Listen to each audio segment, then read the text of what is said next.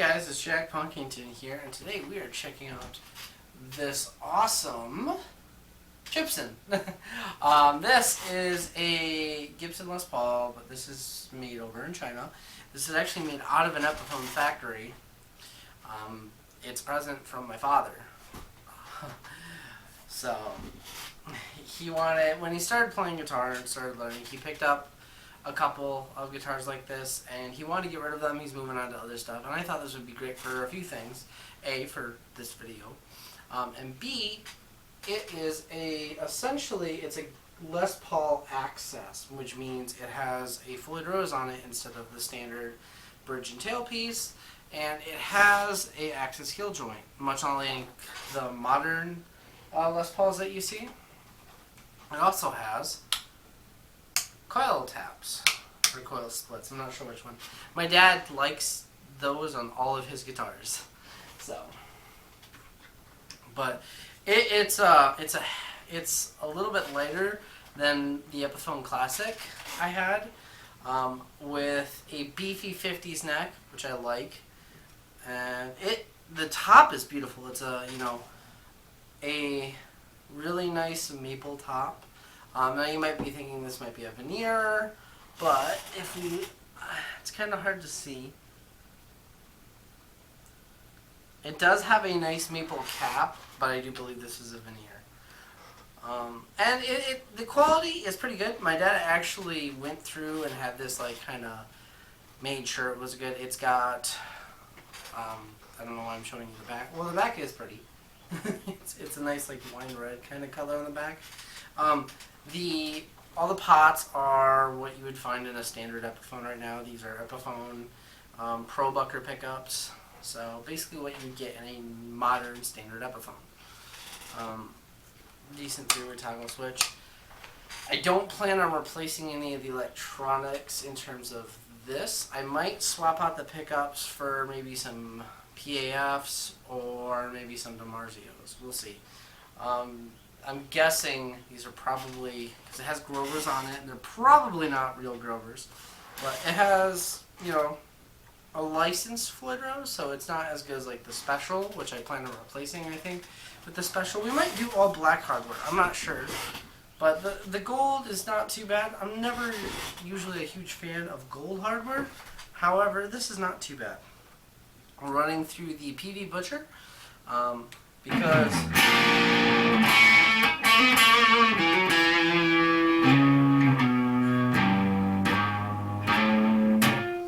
it's basically a JCM 800, and there's nothing like a Les Paul through a JCM 800.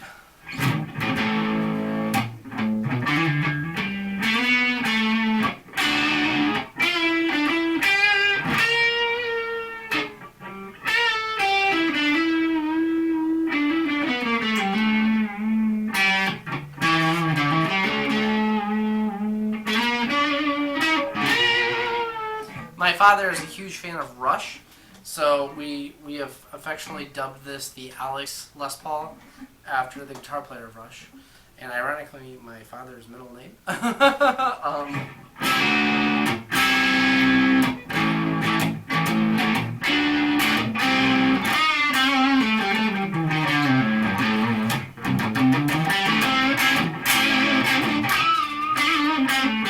That's the neck pickup. Bridge pickup, or middle position, I mean.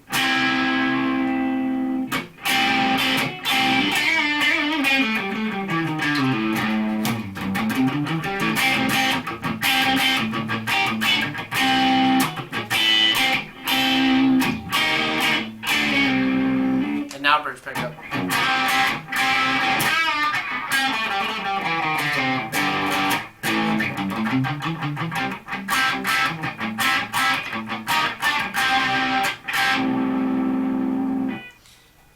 Bridge pickup tapped.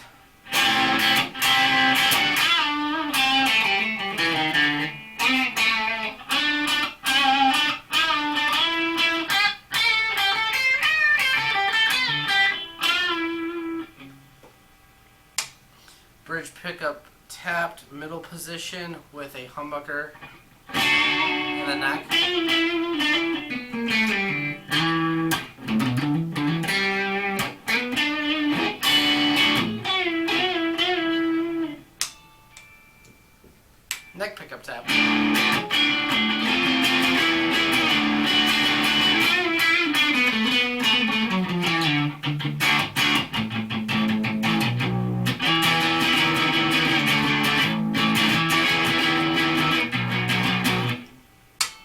pickup tapped humbucker in the bridge.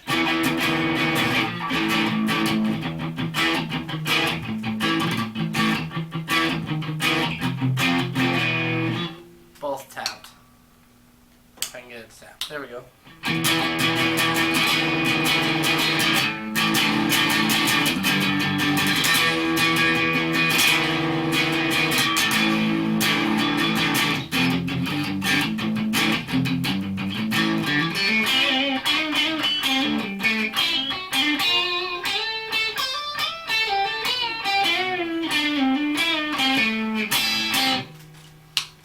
So the other main reason I got or wanted to get this guitar, and my father was very happy to comply, I don't use a lot of tremolo in my playing, a lot of whammy, a lot of bar, and I want to improve, I want to learn, and my friend Chris, he exclusively almost uses flyodroses. He has a couple of guitars that don't have one. In fact, not too long ago he had his first Gibson, which was pretty cool. But I've been wanting to get a flyodrose guitar that I'd like, and that's the biggest thing. I have to like it. A lot of super strats, they play fine, but it's not my thing.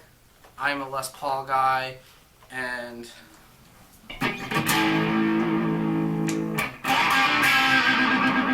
this is just awesome. Like I said, I plan on replacing the flyodrose with a little bit of a higher end one. I'll probably just go with a flyodrose special. Maybe put in some different tuners. I don't know. We'll see if we keep the gold aesthetic. But it is really cool. Now, is it ethical to own one of these? That really is up to a person by person perspective. But my opinion on Gibson has changed a lot. I think they make decent guitars. They used to be my favorite. I'd argue that they probably still are, but anything past 2015 I would want to play and be happy about. So, I don't know. I think it's fine, you know, if you really... because a lot of people can't afford this name on their headstock. So they go for Epiphones, but some people want this name on their headstock, so they go with this. And what were to happen if you bought, say, just this shell, and then you replaced it with all brand new Gibson parts that you paid for from Gibson? They're still getting your money anyway. You know, I think Gibson has a long way to go to kind of like recover after what they've done in the last few years. So ethically, I mean, it's a gray area. I don't see a huge issue with it. But yeah, it's a cool guitar. I have more videos planned with it in the future. I wonder what year it's supposed to be. I'm gonna run the serial number a little later and just kind of see. If I had to guess, this is probably like a 3 or 4 piece body. And in terms of like, you know, flaws, this is a better example of a Gibson. Now it is a little bit harder to say that because it has a flyodrose. It's supposed to be based off of like their modern day Access Les Pauls. They don't do a lot of, I don't think they do a lot of the Access Les Pauls anymore. But like the only issue I'd say is if you look at where the neck and body meet, you can see kind of like the veneer on this side. See, but this side looks fine. The horns, you know, correct. The body dimensions are correct. They even got a 2-thing truss rod cover, so that's kind of cool. And overall, I just think it's a cool guitar. It's kind of inspired me to play a little bit differently.